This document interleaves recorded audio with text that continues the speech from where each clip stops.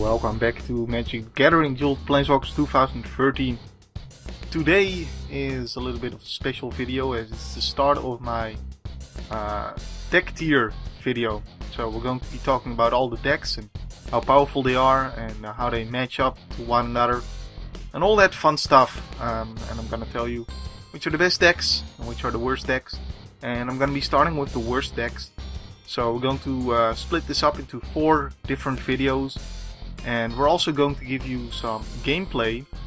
But I thought about it a little bit, and if I was going to play all the decks in between these videos, there would be, well, there's 21 decks, so there will be 21 videos for all the decks one, and then 4 more videos for the tiers, so there will be 25 videos, which is going to take a long time.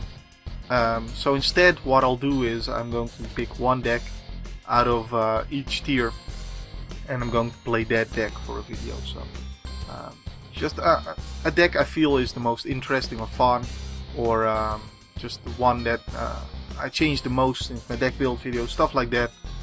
Whichever one I want to really show you, that's the one I'm going to play for one video. So then it only becomes 8 videos in total, and this actually makes some sense, you know. I can get this done in a little over a week, and that'll be cool. And I might have to put the Winner Swap series on a hold while I bring out these videos, just to speed it up a little bit. I'm also doing, of course, the drafting videos in Cockatrice, and also the videos with Path of Exile, and I'm not planning on slowing down either of those, because I think it's important to do more than just one game. I want to be a little bit more versatile, so either way, you're going to get your magic dose. It may just be a little bit different. Anyways, so we're going to be talking about the worst decks first, and first off, well, not Aura Servants. Aura Servants doesn't quite fit in here. So I'm going to just find the very worst deck in this game. That's right here, Act of War. Well, I say very worst, but it's actually tied with a different deck, but I'll talk about that one in a second. So Act of War is the Boros deck, the white and red deck, and the problem this deck has, of course, all of these tier 4 decks have a certain problem with them, and the problem that this one has is mainly that the removal it has is Lightning Helix. There's 3 of those, and it's a very good card, very decent, but it only deals 3 damage. It can't get rid of every kind of card. So it's a very good card, but it's also the kind of card you don't want too many of. You don't want this to be your only kind of removal.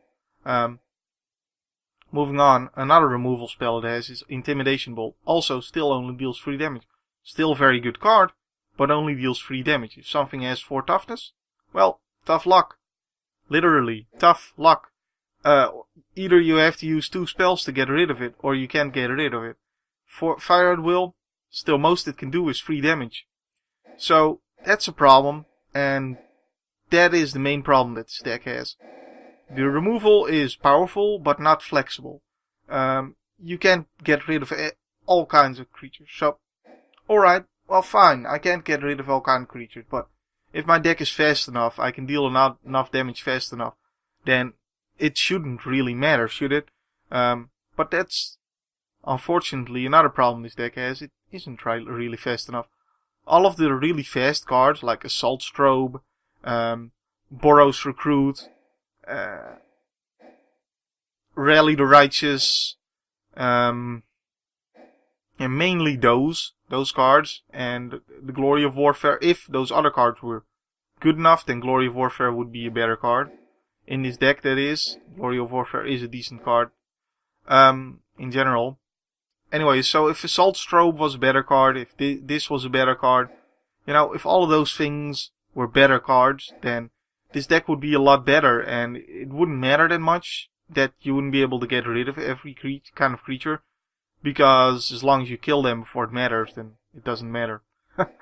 But unfortunately, the deck is a little bit slow and dirty, and the ideal build is a little bit too slow, and it has some problems. So the most powerful creature in the deck is obviously Balefire Liege, but that's a 5-drop, so you can't really call this an aggressive deck now, can you?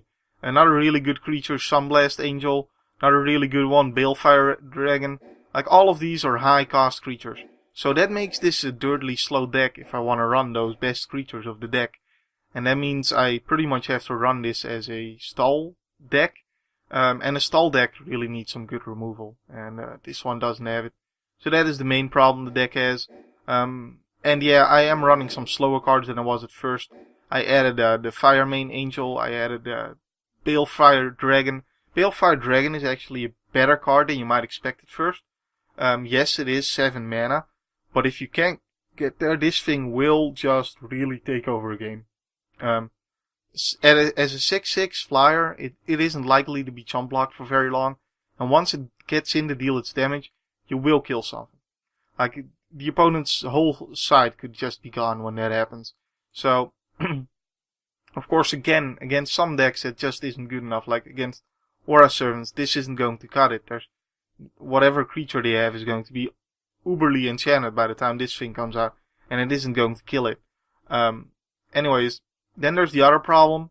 Lysandra is an amazing card, but to be able to play slowly and controlly, you also kind of need to use Fire at Will, because just the Lightning Helixes aren't enough to deal with early game aggression, so you need more than that, so you need to add the Fire of Will, and then they don't work with Lysandra, so hopefully you don't draw Lysandra and Fire at Will, I guess. I don't know, another solution would be to either get rid of Lysandra, but she's amazing, or get rid of Fire at Will, but like I just told you, if you want to run the deck like this, you kind of need Fire at Will, so, you know, stuff like that. And again, if those other early drops were a little bit better, then Glory of Warfare would be a really nice card for this deck, because if the deck is aggressive enough, this should be just finishing the deal, basically. But the deck isn't aggressive enough that you can just win off of dropping Glory of Warfare turn 4. So, which is the main purpose that card would have. Rally the Righteous is also kind of bad with the Radiance mechanic. It has a big chance to backfire, but not just the Radiance. It's also the fact that you have to actually target something, and if they then kill that thing in response to you targeting it, then maybe you've set up blocks or done some craziness to take advantage of the Rally the Righteous and maybe some first strike to go along with it. And suddenly that doesn't happen, and then you could be in a world of hurt instead of the opponent. And that's just sad. Bright Flame isn't the most amazing card. It's very expensive. It doesn't always work, but you sort of need it. So yeah, I mean, the deck just suffers. It's not that great, so hard to make it better as well. And it also suffers from the fact that there's no promo unlocks for this deck as one of the DLC. I mean, if there were some good removal spells or some better aggressive cards in those promo unlocks, then this deck could have been much better than it is now. So that's unfortunate. So we're going to be moving on from the win-loss ratio of 1.38 that Active War has to the 1.38 win-loss ratio of its neighboring deck, Rogue's Gallery. So these decks are both just as bad, pretty much.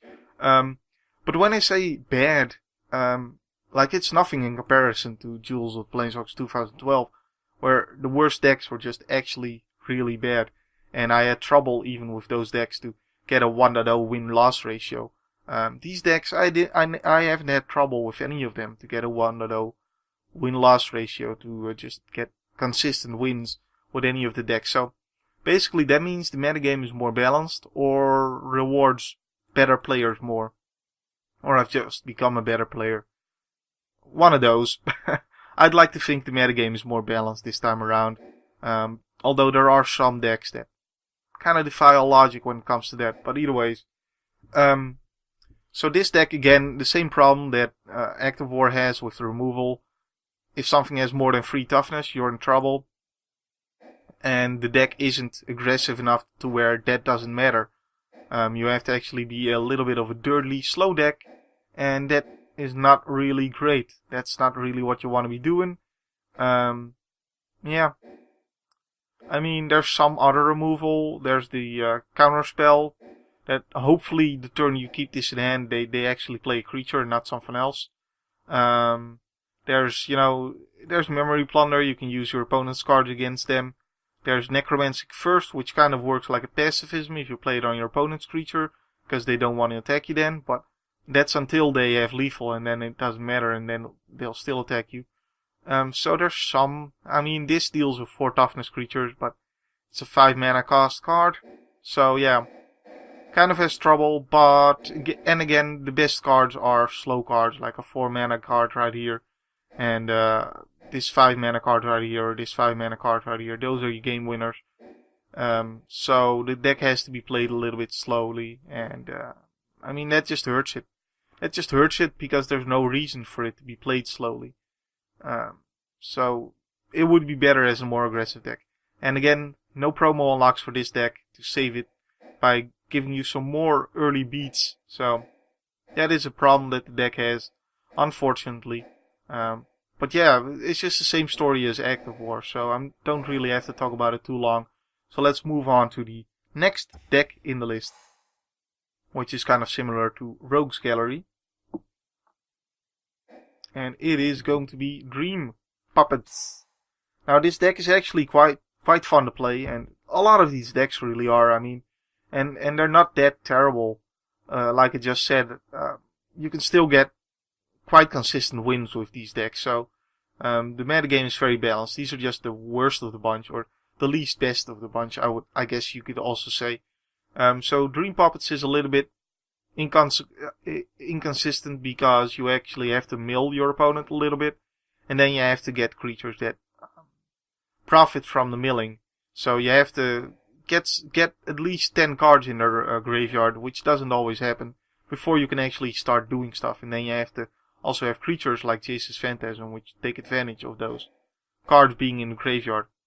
When it works, this deck is very powerful, and you can see my build is probably quite consistent, works very well with this deck. The other way to run it is to go just for the Uber Mill style, but then you frequently either have the problem that you run out of cards to mill your opponent with and don't quite get there, or you get the problem that they kill you before you get there, because you're running bad cards like Howling Mine, which give them all the cards they need, and then they have all the options they need.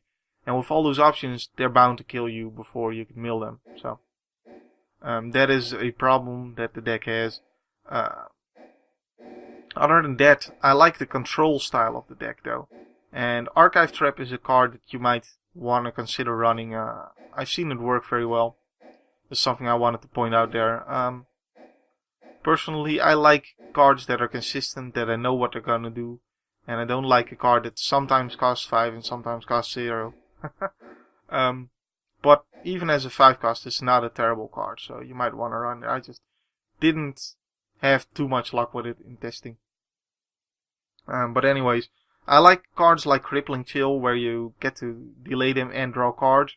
So it draws you closer to the next stuff, but the problem is the next stuff is usually going to be more delaying stuff, So I like the deck though, works very well at times. Mind Controlling is very powerful, Clone is very powerful, and Body Double. Those things are very powerful. Chancellor is very powerful, and against the right colors, Sword of Body and Mind is very powerful. So very powerful cards, just the deck isn't always consistent, doesn't always do what you want it to do, and that's the main downside that the deck has. But other than that, it's a decent deck, and it's just fun to play, and it works well against the Mana Mastery, although maybe not with my setup. Anyways, so the next deck here is going to be Celestial Light. And this deck I've made quite a difference since the deck build. I'm now running cards like Beacon of Immortality, which, I hate cards like this, but I'm running them. I'm running some Chastises. So not totally changed on, going for the full on life gain troll build, where it takes like a billion turns to kill me. Because I'm not running like Celestial Mantle and stuff like that. Because in testing Celestial Mantle is just bad. But mainly the thing is, the difference between going for the whole aggro style, with some life gain to back that up, and get your Serra Ascendants to be 6/6s ASAP, and make your Aljani Sprite Mates big. That's pretty much the aggro style build that the deck has. And then there's the whole life gain shenaniganry build. And I guess the thing is, the whole life gain shenaniganry build has the problem of just you eventually run out of cards because you don't have anything that gives you card advantage, and you run a lot of cards that don't actually do anything other than to give you life. And, that means you're still losing on board. You're still, the opponent still has a better board advantage than you. The thing is, though, once the life gain starts getting to ridiculousness levels, and you start to gain like 300 life a turn when you play Beacon of Immortality, then it doesn't really matter if their board state is better and if they're killing you, because they're killing you in 300 turns, So, and then you've got plenty of time to get your Felidar Sovereign or something stupid like that, or play a White Sun Zenith for 20, or, whatever. So, when it comes to that, it does work occasionally, even though you're losing on card advantage, and obviously, Well of Lost Dreams is an insane card to deal with that situation, and make you actually gain card advantage from your card disadvantage type cards. Elixir of Immortality is also a great way to shuffle your best card back into your library where you can draw them again. So, sort of card advantage, sort of not. So basically, and the other way was to run it aggressively. And the thing is that running it really aggressively, the individual cards are better. I mean, because this is a bad card, basically, just purely seen from a card advantage standpoint, it's a bad card. So the individual cards for the running it aggressively style are better, but the overall build is, I think, better in the build I went with now, just because of, the synergies it has, and yeah. I don't really like the build, but it turned out to be better than the whole super aggressive build. But I haven't deviated from my initial build too much, however. So, that's cool. And the reason I did deviate is because I was reading on the forums that, this deck wasn't that terrible. And for me, it was personally doing worse than Rogue's Gallery and Active War. So I had to just change my deck and see if, I was wrong about it. And it turns out I was, but not by that much. It's still one of the weaker decks, so. Anyways, Life Gain Troll. Yay! Man. It's actually fun to play too. I'm not gonna lie. But it's no fun in Two-Headed Giant, or like Plane Chase was super ridiculous with this deck. I don't know, but it's actually kind of fun just for the sheer ridiculousness of it all. And Elixir of Immortality, aside from shuffling your best cards into your library, which is mainly cards like, getting another Day of Judgment, because you end up needing more than 2 Day of Judgment for this deck, which is, ridiculous. Or just getting more cards to fuel the Well of Lost Dreams, stuff like that. Basically, aside from that, this card is also good in that the 5 life early on may really help you trigger those Serra Ascendants. So it's decent when it comes to that. And I was considering running it in the more aggro style, just for that fact. But I don't know, wasn't really worth it. It came close, but now that I'm actually running it also for the shuffle effect, since I'm kind of running the whole, delay until forever strategy, now it is worth running one Elixir of Immortality when you combine those two factors. So yeah, I'm also running only 3 Soul Wardens because I just found it's the least needed early drop.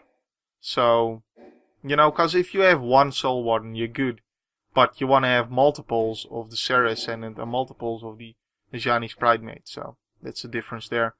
So yeah, aside from that, it's pretty obvious. I took out the Comet Trick since I'm now running it for the whole life gain shenaniganry. And that means also Swell of Courage, even though I really like the card, it has to go. purity has to go in, because I'm now adding the Beacon of Immortality. So, and also I still run only one Solemn Offering, which is an interesting thing. This card is, if the opponent doesn't have an artifact or enchantment, it's terrible. If they do have an artifact or enchantment, obviously it's great. So it's one of those cards, I prefer having the cards like Acidic Slime, which can also do stuff when they don't have an artifact or enchantment. But if this is the only artifact or enchantment removal a deck has, is a card that doesn't do anything if they don't have one, then you run one of them. That's what I learned just from previous decks as well.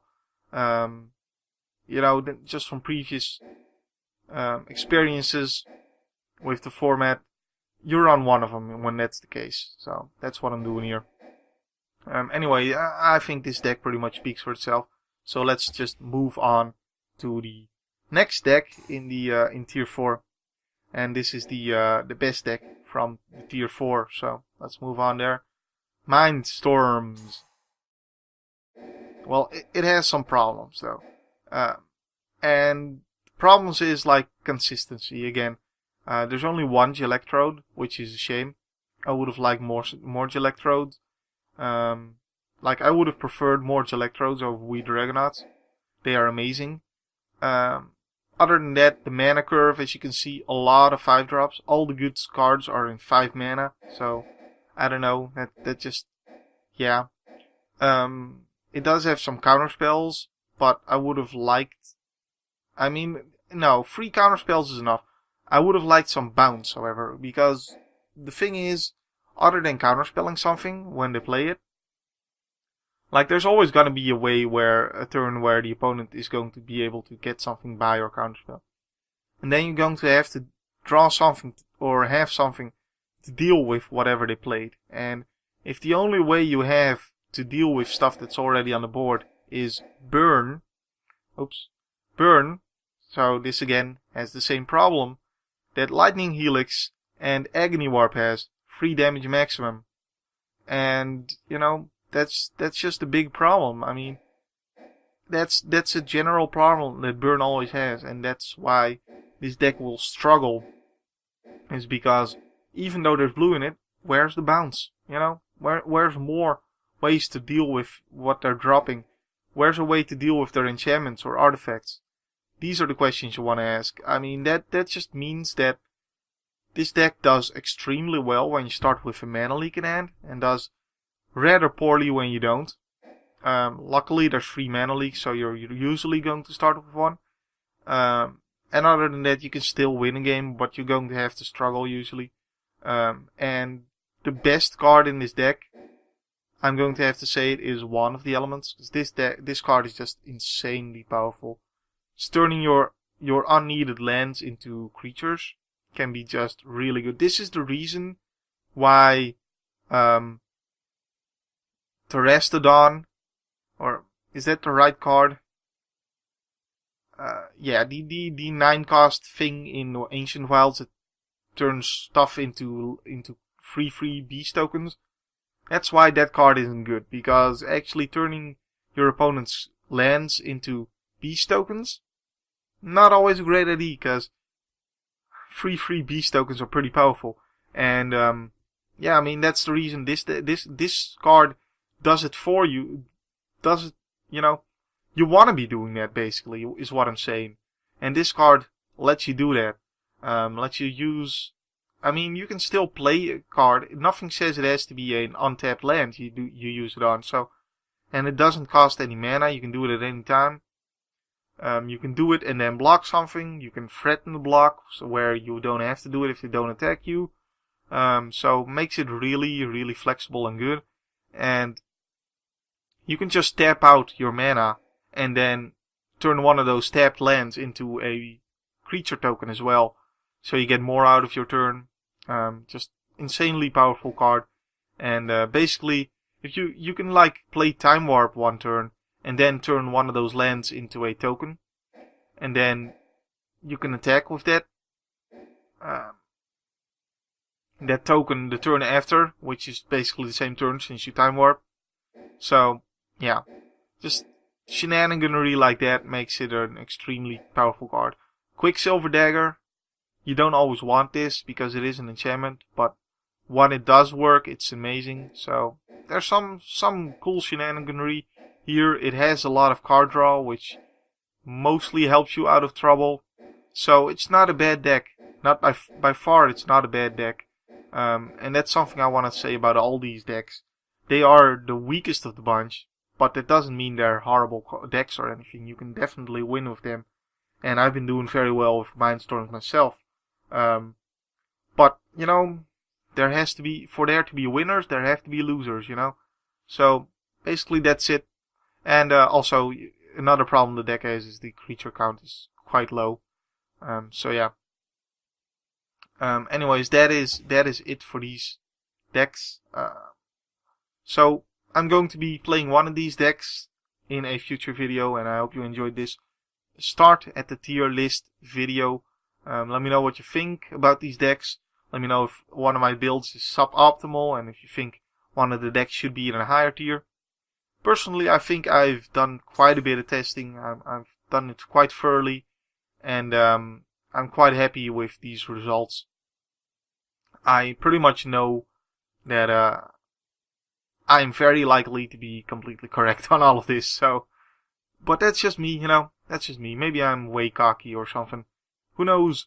Either way, that is my knowledge about Tier 4. Hope you guys enjoyed this little video here, and I'll see you guys next time with the Tier 3 decks. Or the video, of course, that's going to be uploaded in between with the gameplay. So, my name's been Nemo. My name will still be Nemo next time. Thanks for watching, and have a great day. See you then.